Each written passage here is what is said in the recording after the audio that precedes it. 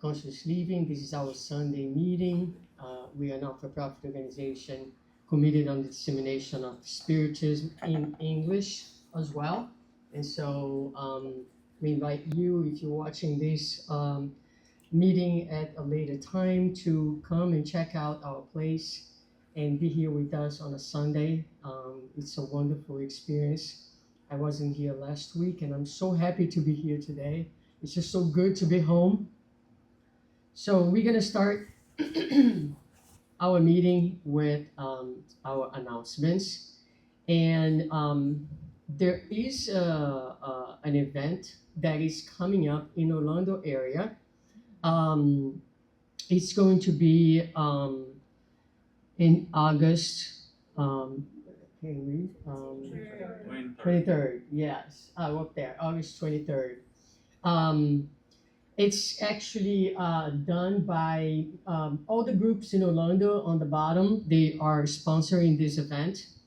Outstanding opportunity to meet these folks, but particularly Dr. Alexander, who will be here, a scientist, very, very well known by his work with mediumship and many other things. He's a researcher. He's one of the strongest researchers that we have, with many, many publications, and a leader in the area of science and spirituality. So it's an incredible opportunity. Our friend Danielle Assisi, that many of you know, will be there translating. So I asked them to actually, they've been doing many events, and I'm like, where is the flyer in English? So they promised they're gonna send me a flyer in English. But I put here, do not wait for that to solve life's issues. And you can go into any of the websites of the centers to actually purchase the ticket for the event. I put here Plenitude Spiritual Society. That's one of the ways in which you can, one of the sites also helps them in their campaign to, they have purchased a property, and they have a whole plan already to build their future spiritist center. So it's a great opportunity to help them as well. So I'm hoping to get a group from here to go to Orlando. It will be good if we can go in a group. I purchased my tickets this morning. I will be facilitating the round table for them on that day. Our courses, we have the Spiritist Review every second and fourth Wednesday at 6:30 p.m. That's an online meeting. We also have Heaven and Hell every Thursday at 7 p.m. with Carlos, who is here today. And we have Planetary Transition every Sunday, 9:30. This is hybrid, so some folks meet here at 9:30 with David, and some folks are online. So those are our courses in English. And our opening reading for today from the book Happy Life by Joana de Angelis, 139. Some people use truth as a weapon to attack others. Truth, however, reflects a magnificent light that promotes understanding, which never harms or hurts. Like bread, it must be ingested in proper amounts, or like water, it should be drunk in the right amount. As truth nourishes and quenches, it appeases and satisfies, enriching those whom it penetrates with understanding and kindness. Never use it harshly as a weapon to destroy others. Otherwise, it loses its purpose, setting one free. Okay, so I think it's pretty straightforward. The cognitive understanding of the message, although not so easy, the practice of the message.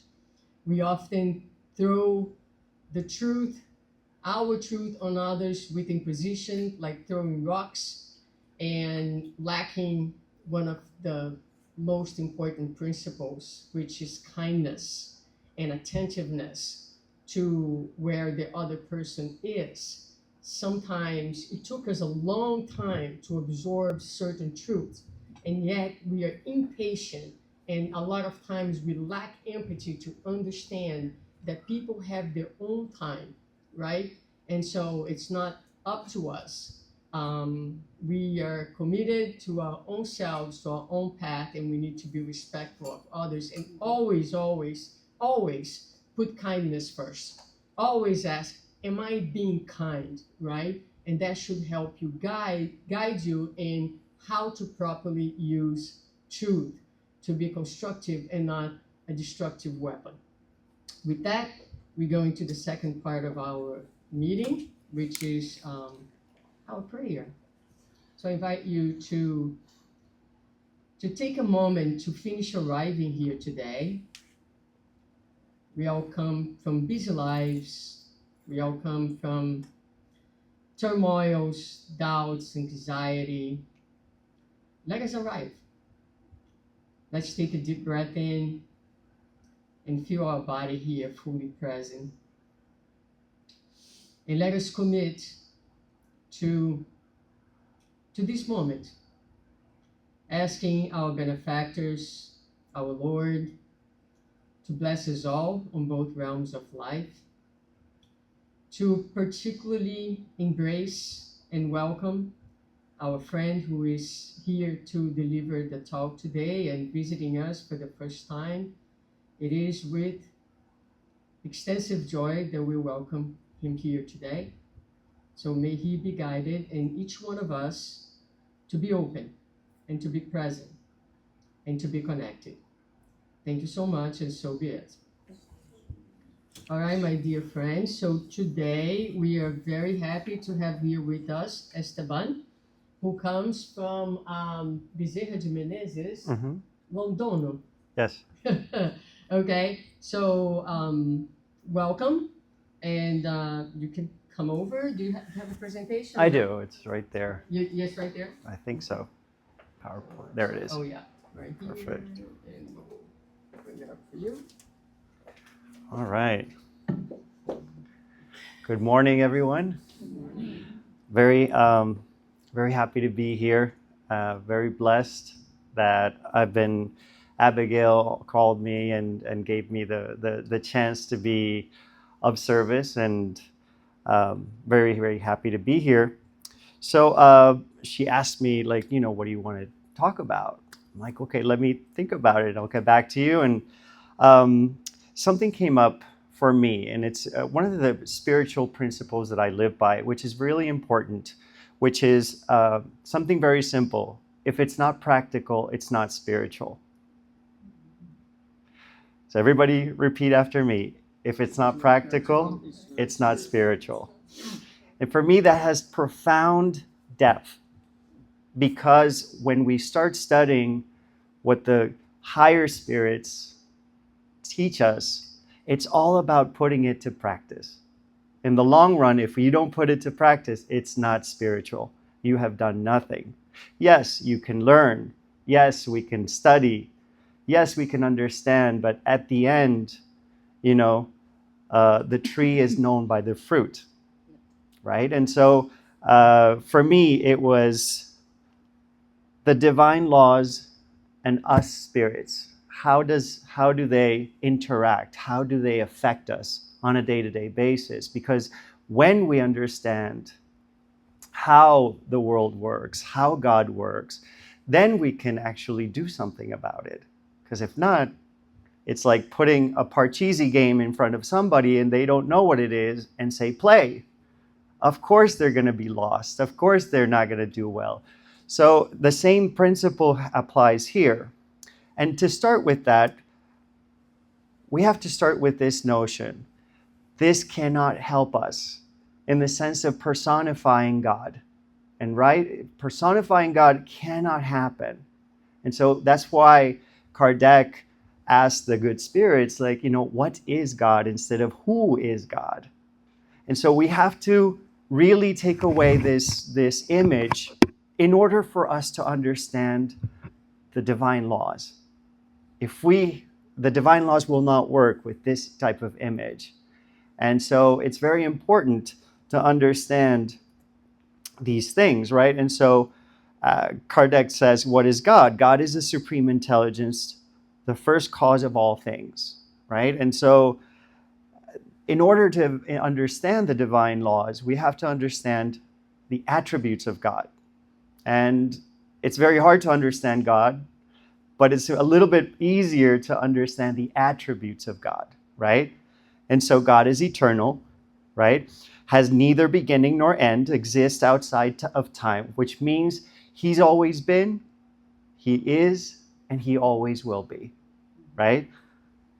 Immutable means God does not change, and neither do the laws, right? The laws do not change. God doesn't change, because if it's divine, it comes from God, and therefore it has the same attributes, right? Immaterial, beyond physical form, pure spiritual essence, right? And so God cannot be matter. God cannot have the body of the old man in the clouds, right? And so it's very important to understand that for the spirits, there's three parts: God, right? Spirit, and matter. And all three are completely different, right? Unique. There's only one supreme cause, the source of all existence. So only one, and therefore only one divine law, in the sense of there's only one set of divine laws. Not many, but one set. Omnipotent, infinite of power, creator of all universes and beings, right? And omniscient, that knows all things. And so now we're talking about thought, right? We're talking about creative thought. We're talking about where is God? And supremely just and good. And I think this is one of the most important ones, right? If God is perfect, and if God is immutable, it means it doesn't change, which therefore understands that the divine laws cannot change and are forever. And if you think about it, everything that is loving and just is forever. Just our thoughts that stem from ignorance are not forever, right? Hatred, guilt, all anger, resentment, all those things are not forever. They change. So it's very important that we understand a little bit of the characteristics of God, so that we can understand a little bit about the divine laws. And so how do they connect, right? The divine laws. And so they are expression of divine nature. The laws are not arbitrary rules. They are reflections of God's attributes: eternal, just, and good. We spoke about that. They bridge us between our Creator, right? This important force, right? This perfect force. They connect us with the teachings, and they aligned us with divine harmony. And so the immutable and universal, like God, the laws are the same everywhere, even in other places in our galaxy and in the universe. They act upon everything. And they are the path to perfection. So observing them leads us, right, to mirror the divine attributes. So we become more and more like what God is, right? So that's very important to understand, because now we understand how they work and where they are just and loving, right? And so this image that we're seeing is a very clear interpretation of what happens, right? And so when we go towards love, towards God, towards righteousness, we find peace. If we walk away from the divine laws, we find suffering. And so what I love about this diagram is that there's a safety net in the back, right? And a safety net is to keep us what? Safe, right? To keep us from harming. And so I want you to understand that suffering is just in the sense that it keeps us from harming ourselves and others. And so when we understand that this safety net is actually teaching us, giving us an opportunity to react, to learn, to experience, and to be responsible, then we realize that this safety net, which is suffering, is absolutely needed. Why is it needed? Because God creates us simple and ignorant. When everybody here in this room as a spirit was created, all of us were simple and ignorant. And what does that mean?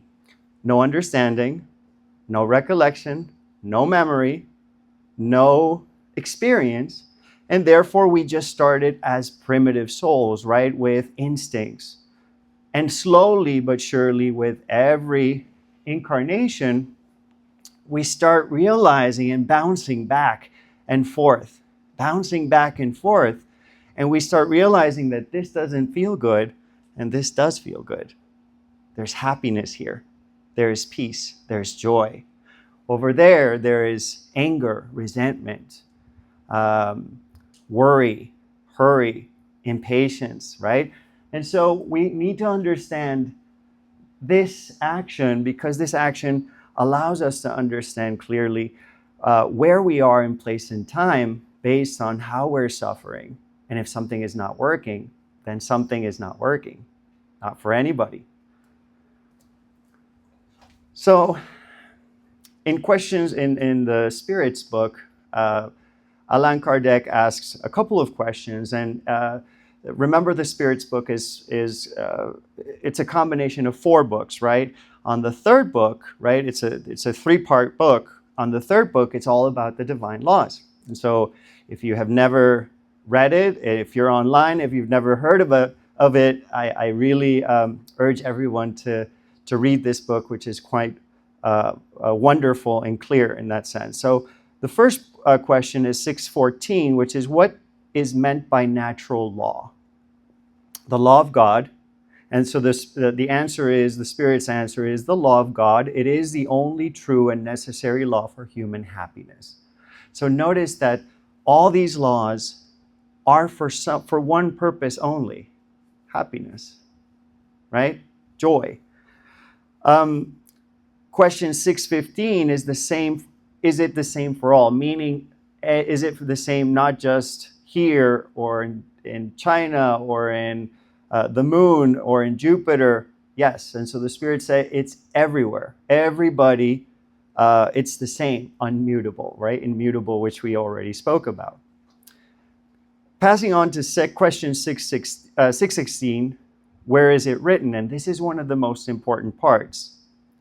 The Spirit says, in the conscious of every person. So God is already inside of us.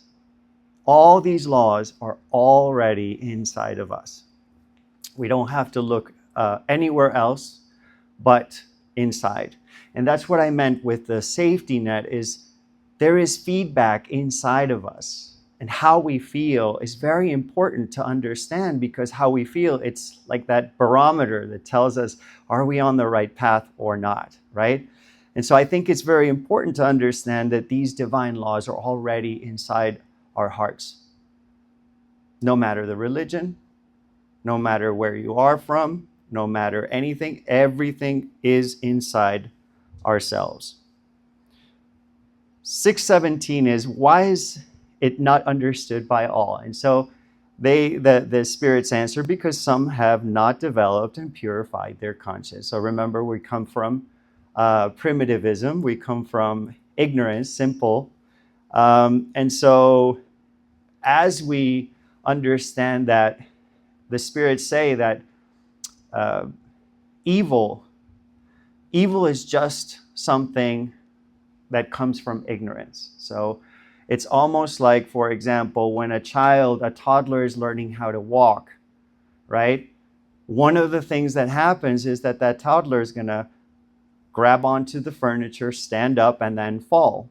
That falling is natural, is something developmentally appropriate for that child based on who that child is and how young it is. Well, the same thing happens to spirits. When the spirit is young, it doesn't have the strength in its metaphorical legs to stand up straight, right? And so it's important to understand that falling is normal, just like evil is normal. Making mistakes, harming each other is because we don't understand. And so this is really important. And then the last one, it says, how can we recognize it? And it says, through study, reflection, and listening to our conscious, right? And so this is where we need to understand that the feedback is already coming in. But if we don't stop, if we don't take some time to meditate and listen, we're not going to understand ourselves. We're not going to understand and reflect about our behaviors. And therefore, we're going to continue doing the same thing over and over again, right? All right. There we go. All right. So how do the divine laws relate to the characteristics of God? So we said expression of divine nature. They bridge between. Oh, we did this already. I'm sorry. Here, the first there's 10 laws. The first one is the law of worship, and it says the purpose is to recognize God as the supreme intelligence and creator, fostering reverence, gratitude, and connection through prayer, meditation, and inner devotion. And so the most important parts here is that we understand the three things that they're telling us here, right? And so understanding and recognizing that it is the supreme intelligence and the divine laws are here to help us, right? And we have to respect and honor them. And this is the one part where we have to understand that God itself it's not the old man in the clouds, it's inside of us. It's these laws manifesting themselves. And so we have to also take some time to have gratitude and to connect on a more personal level to these laws. And so inner worship, right? True adoration is an elevation of thought and feeling towards God.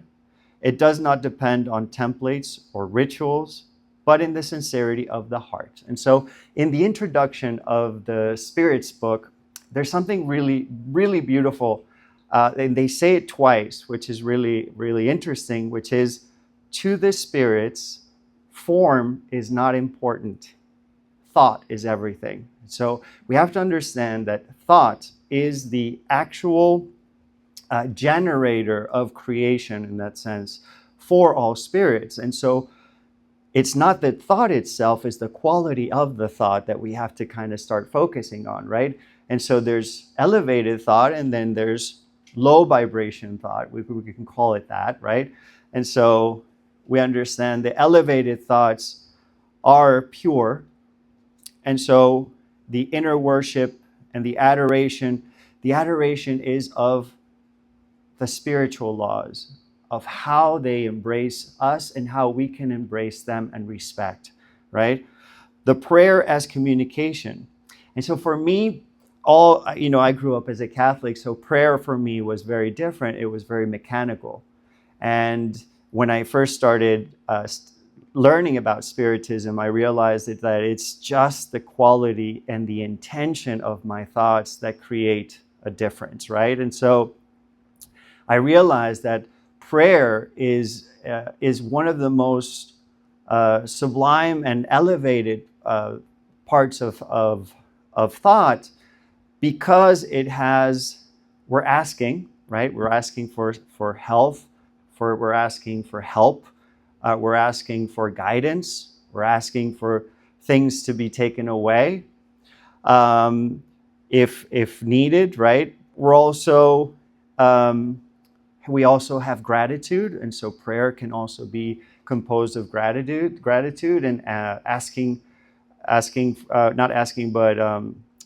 but really valuing what we're going through and understanding that all this is really necessary for us. And so there's the three forms of prayer. We already spoke about praise. We spoke about thanksgiving. And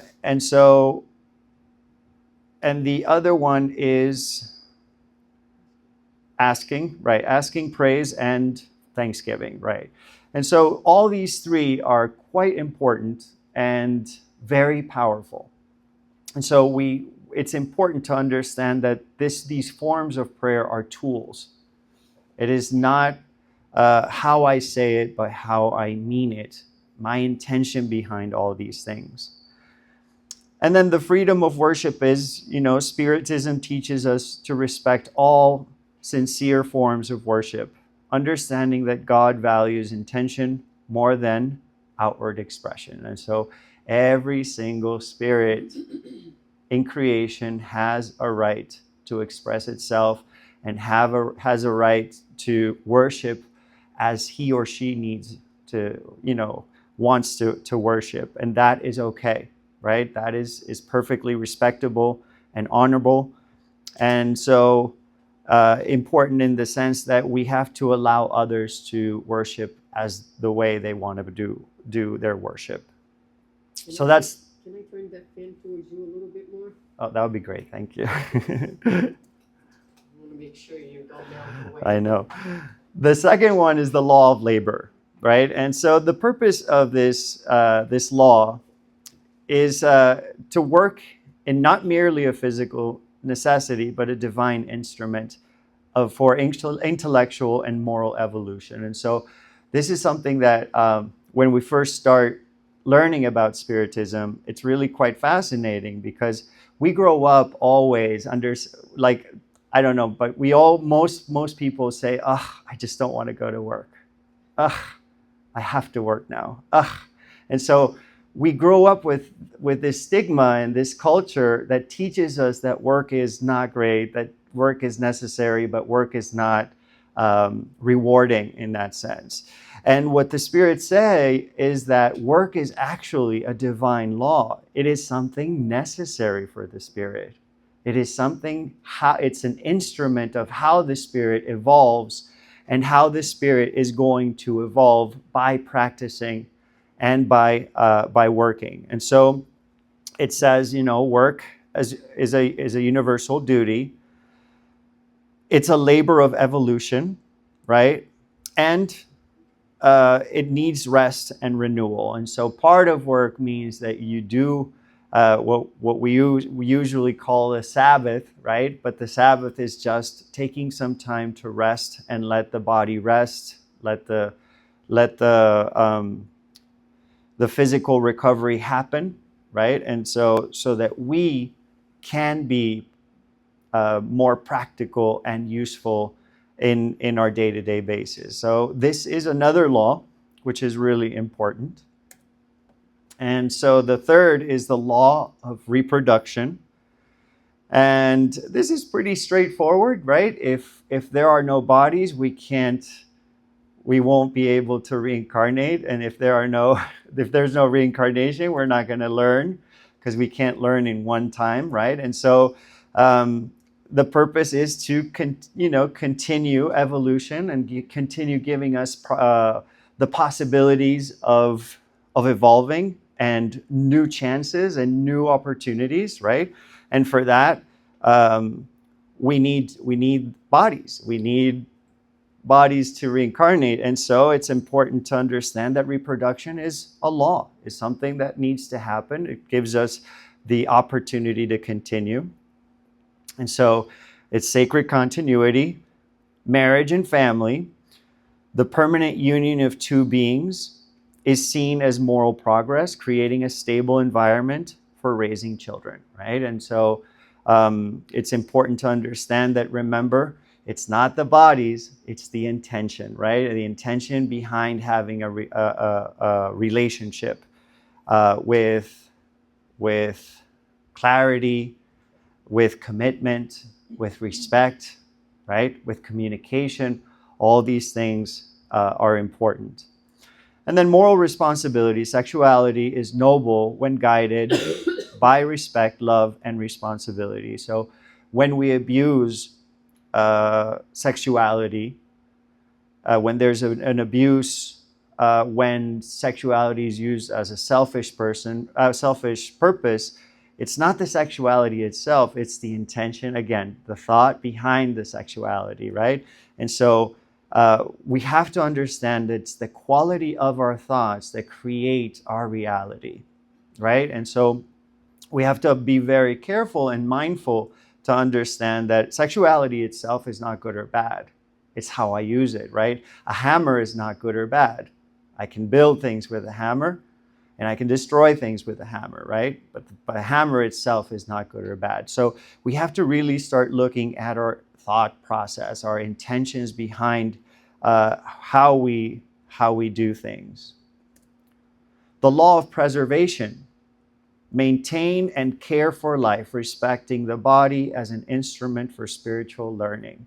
How beautiful is it that when we start realizing that the body itself is not us, the body is not us, we are not the body, but, if we take care of the body becomes an instrument, given by God, given by the divine, for what?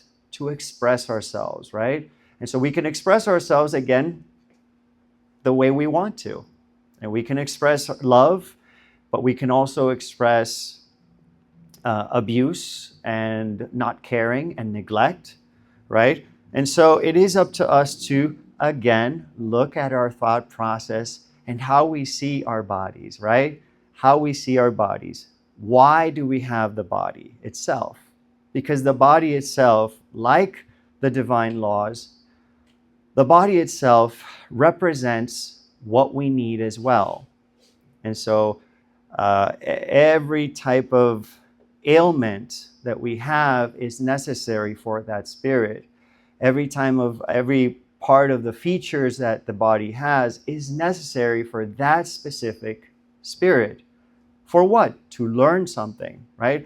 And so it's important to understand and to value that it is our responsibility to take care of the body, because it's the body that's going to allow us to practice, right? If it's not practical, it's not spiritual, right? And so if there is no practicality, if we can't put it to practice, then we can't evolve. And so when we start realizing that the body gives us this opportunity to express, to hug, to hold somebody's hand, to smile, to laugh, to learn how to say no, right? No, but I love you. To put boundaries, right? Not as a bad thing. It's important to understand that it's the expression of thought through the body that allows us to do this. And so if perfect love is the part where we're going to have to work a lot, right? And if we need to work a lot because work is one of the laws, right?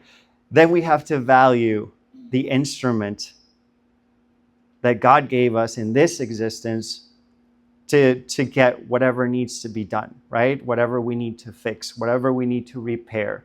And that we have to look inward and see, where am I faltering? Where am I being selfish? Where am I being arrogant, right? The law of destruction. Enable renewal and transformation. Destruction clears the way for regeneration and progress. Now, we have to understand that destruction in this case does not mean destruction of atoms.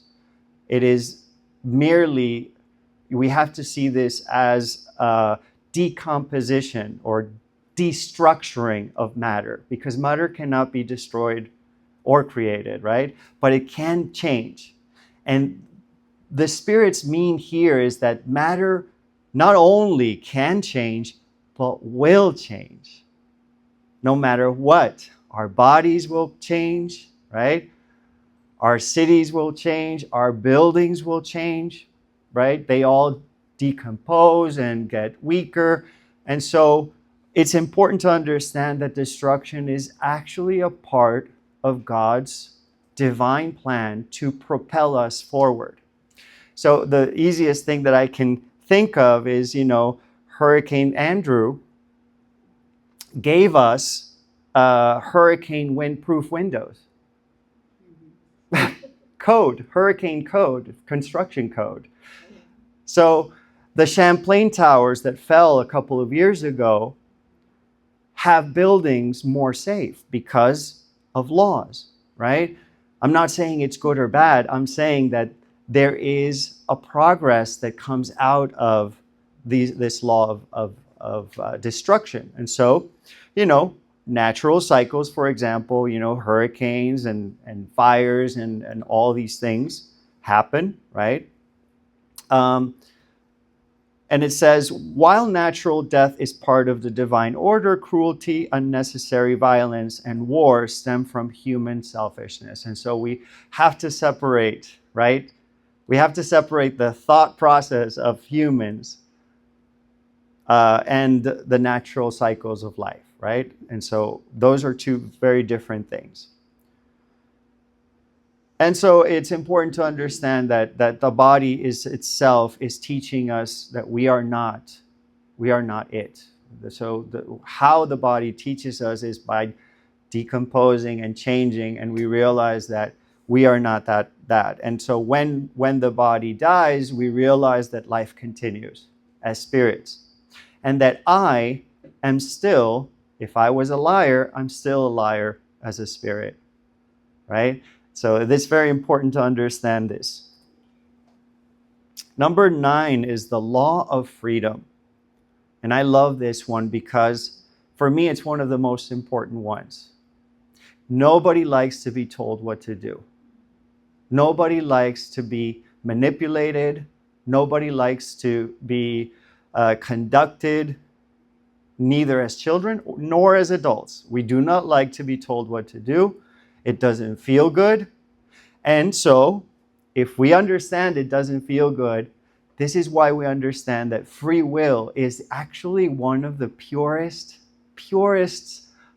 characteristics of God, which is allowing us to be free, allowing us to have that decision, allowing us to decide for ourselves what is good, what is not, what I want, what I don't want. And so, very important in that sense, because true love is allowing our peers, our family members, the people that we love, is allowing them and giving them the dignity of being spirits. And what does that mean? If I give you the dignity of being a spirit, I give you the dignity of choice. And if I give you the dignity of choice, I give you the dignity of suffering the consequences of your choices. And so that's not easy. It's not easy at all. But it's important because it allows us to give people the dignity of being responsible for who they are, right? And so very important that. Now that doesn't mean I can't say, no, I will not tolerate your behaviors. It doesn't mean that there are not going to be consequences. There are. But it means that we have to allow others to be who they are, because some people are 200 lifetimes ahead and some people are 200 lifetimes under. And so we don't know who's who. And we have to be honored the fact that you can't be angry at a kindergartner for not multiplying.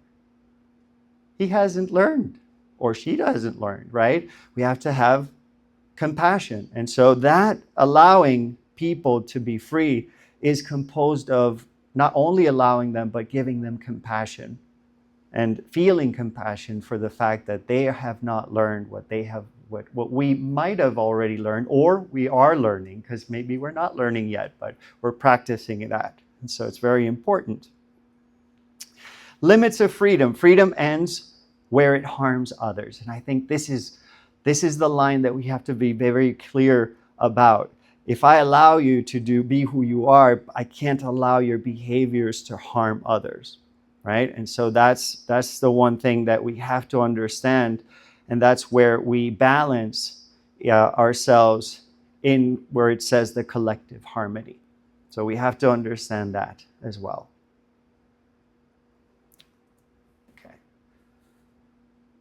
The law of progress. All beings are destined to evolve towards moral and intellectual perfection. This is beautiful.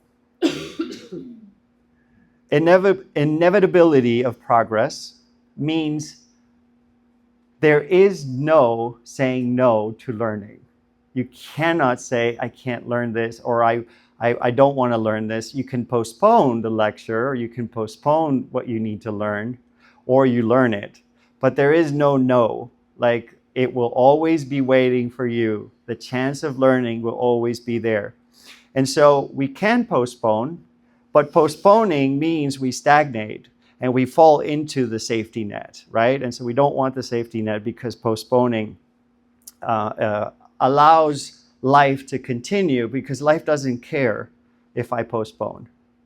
Life does not care. It will pile up, and it will continue piling up even if I postpone. Suffering as a catalyst. We already explained the safety net, right? And so the good spirits, I think it was Emmanuel,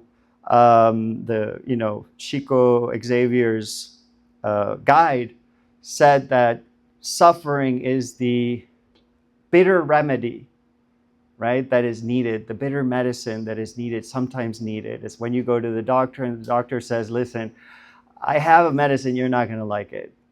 It's going to taste awful, but it's necessary, right? And so that is understanding suffering is not bad. Understanding that suffering has a value. It changes our thinking. Law of equality.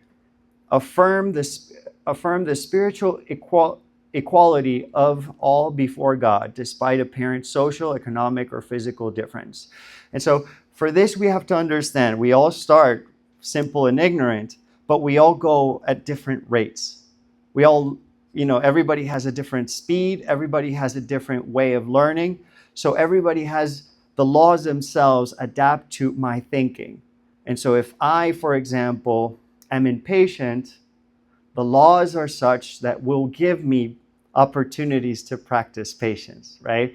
And so I'm going to be getting people that really try on my patience, because that's what I need, right? The lack of is what we need to practice, right? And so if I don't know how to forgive, I'm going to be calling forward people that will give me the opportunity to practice forgiveness. They're not going to be nice. They're not going to be nice, right? But they are necessary, because what happens is that my thought, my lack of forgiveness, that thought of lack, is giving me the opportunity to practice that.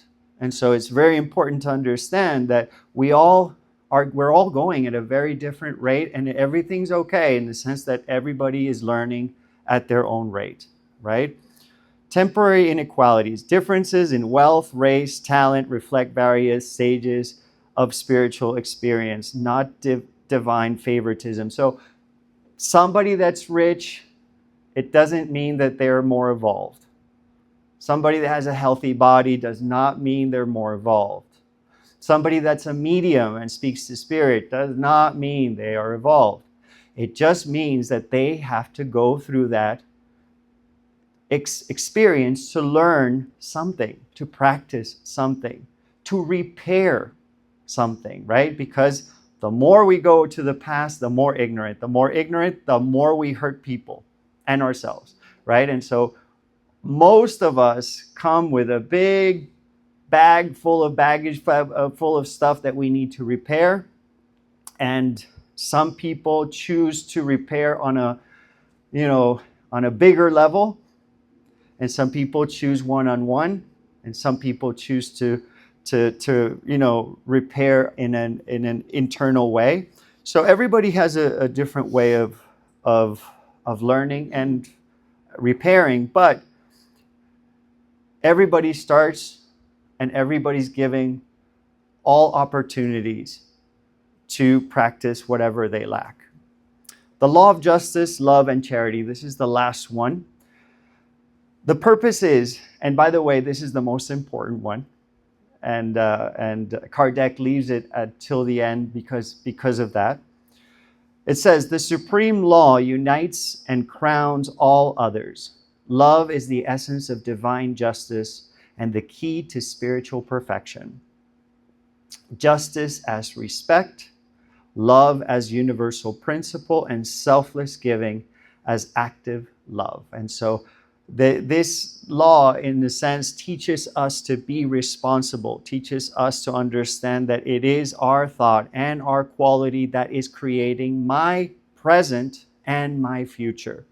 And so when we realize that we are not the creators, but we are co-creators, there's a big responsibility there, because whatever I am thinking, I am going to manifest it. If it's, if it's overwhelming desires, if it's, sexual desires, if it's addictions, if it's anger, if it's resentment, all these thoughts are going out into the cosmos and coming back as manifestations. And so we have to understand that this law is not good or bad. If I have a boulder and I throw it up in the air, God's not punishing me, right? It's me. I threw it up in the air and it's coming back down. And so we have to understand that this is the most important one, because it teaches us to be responsible with our thoughts, to be responsible with our intentions. And we realize that in the end, the only two things that are important are, and I'm not going to say charity, because charity in English has lost its meaning. I'm going to say selfless giving, right? I like that. Selfless giving for me resonates better than charity, because charity in English is more like I pay and that's it. The real action is putting into practice, and selfless giving means I don't wait for anything back. It's not contractual. There's no strings attached. I do it out of goodwill. I do it out of love. And that is one of the biggest things. And the second one is humility, right? And so how am I humble?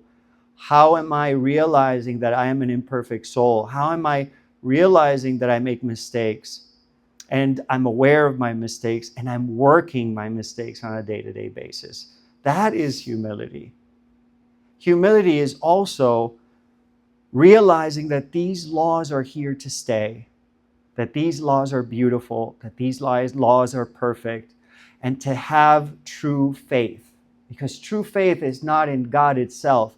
Faith is in these laws, that I understand that the law of justice, love, and charity, selfless giving, is here to stay. I can have faith in this. I can have faith that work will help me. I can have faith in preserving my body. I can have faith in destruction, in the sense that it is teaching me and propelling me to go forward.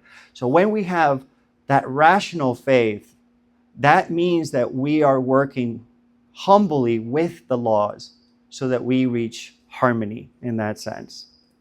And so that concludes this presentation. I hope that you all enjoyed it.